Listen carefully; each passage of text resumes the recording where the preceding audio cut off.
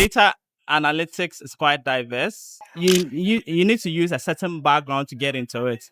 Maybe you have a background in finance, you have a background in accounting, or you have a background in statistics, right? Thank you very much. Hi, my name is Emmanuel Osabutey. I'm a data analyst. Yeah. So What do you do as a data analyst? What I do as a data analyst, it's got to do with a number of things, from trying to understand business problems and then learning how you can use data to solve those problems. It's got to do with a number of things, having data, cleaning it, using it to solve business problems generally. That's good. How did you get into data analyst, or why did you choose that path? What inspired you? So first off, I love numbers, right? So I studied a program that is close to numbers. So I love numbers naturally. So when I came out of school, my first job, I was doing things that's got to do with numbers, calculating money and all that. And so by then, data analytics was not really much in the limelight. So I kept asking, like, where do I take my love for data to next? Where next do I take it? So I started exploring, and then I realized that there are options for data analytics, data science, and I fell in love with it. Started learning them by myself, and then looking for opportunities to upgrade the skills to learn it properly. Yeah, so basically, for me, it was a passion. Then from then, I went on to discover like a path in it. Do you love what you do as a data analyst? Absolutely. I love to see numbers every day. I love to see data every day. I love it. Do you think AI is making developers smarter or lazy? In my opinion, I would say that AI is making developers absolutely smarter. If you are lazy, laziness is attitude now, right? I think currently we are being able to do things that we couldn't imagine earlier, and then it's making us work really fast, and so AI is an absolute brilliant tool that you can, especially if you're somebody that wants to explore, somebody that wants to do stuff. You have an AI as an assistant, you're able to do things fast, you're able to do multiple things at a time. So I think it's been very helpful to us as well, even in the data area. Data is quite diverse. Being in the data ecosystem is very diverse, and so you encounter different challenges at every point in time, right? Previously, it would take you a lot of time, and then sometimes you even need to engage with others to help decode it. But then with the advent of the AI, it's making things like solving problems much, much easier. How long did it take you to become a data analyst? And also, does your background matter? How long it takes? This is relative. And then I'll say that it's a journey, right? Data analytics is quite diverse, right? So sometimes you need to use a certain background to get into it. Maybe you have a background in finance, you have a background in accounting, or you have a background in statistics, right? So you can navigate from there before you get into it like officially, right? And then there are people who didn't know anything about it, right, until they get into it. So those are two different scenarios. It could take people like 6 months to actually get their foot, and then from there, you begin to discover new things. So it's quite varying, but minimum around 6 months, you can be able to plan and start a career in data. But yeah. Oh, okay. So, what are some of the tools a data analyst use?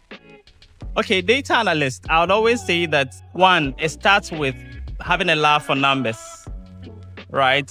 And the tools that usually that uses numbers a lot is Excel. So I usually tell people to master Excel first, or use that to test whether you can really do it. Do you love Excel? Do you love to? Some people hate Excel. Yeah, they want to be Excel. So once you develop your Excel skill, then you can migrate to SQL. Then that's a bit of an advanced level of data integration, data querying. Then from SQL you can move on to things like Power BI. Then Power BI also gives you the ground to be able to visualize the data that you work with. And then you can now begin to look at tools like Python, right? Then you're advancing. So at the level of, usually I'll tell people start with Excel, then you move to SQL, and then you move to data visualization, which you can start learning Power BI, which is easier. And then if you have some opportunity, you can include other visualizations like Tableau, and there are many of them in the market. And then you can move on to Python. But then after you've gone through this, if you don't have any coding background, by the time you'd have gone through this once, at least you would have had some experience with coding. So by the time you start Python, at least you have some foundation in coding to progress in your data journey. I think that's very, very good. And also, salary range for a data analyst. Thank you very much. That's also an objective question, in a sense that it depends on the kind of markets. Obviously, Ghana and many parts of Africa, salary ranges, is averagely lower, right? So an entry level, someone can do. I mean, I've seen like funny figures, like 2,000, 3,000 for entry level. Yes, it might not be bad, but the progression is not also, that well. And so averagely, depending on the level, some start around 2,000, 3,000. But then if you're looking at it from the global markets, the data analyst, somebody who is above entry level should be doing around $3,000-4,000 a month, even more depending on the markets. What are some of the companies you can work after you study data analysis? Okay, rather than mention companies, I would want to mention industries. Okay, industry. Yeah. So I think the data is broad, it's versatile, it's everywhere. I can literally say everywhere, in the medical field, in the telecommunication, in the tech companies. It's as diverse as the tech ecosystem itself. I can work, literally, I've worked with the telecom industry, I've worked in the education sector, I've done some work in academia, I have even in agriculture, right? In manufacturing.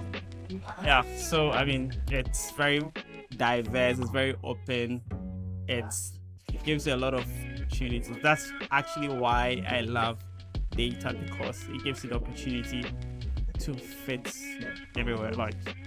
Wow. And congratulations for winning, for becoming the second place. Yeah. And also, one last question, which is, what one piece of advice will you give it to someone who wants to be a data analyst? Where should this, or any piece of advice now that you've had experience?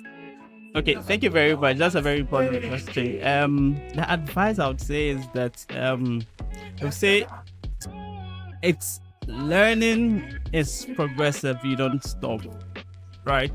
Sometimes it might take quite an amount of time to get what you want. Even when you get what you want, you don't stop. What I would say is that try to love the process of becoming, right? And so don't give up on learning. Take every opportunity to learn. I've met quite a number of people who say, like I mentioned, I want to become a data analyst in the next 6 months, right? And so, like, they are studying towards 6 months rather than seeing this as a lifelong journey, right? And so, after the 6 months, after the seventh month, after 1 year, if they don't get the job people are talking about or they dream of, the zeal dies out, right? So what I'll tell them is that continue to learn, look for opportunities rather to learn, to place value on yourself than chasing the stories that people are sharing. Eventually, when you put a lot of value on yourself, you become the story that people talk about. Thank you so much. Mhm. Thank you.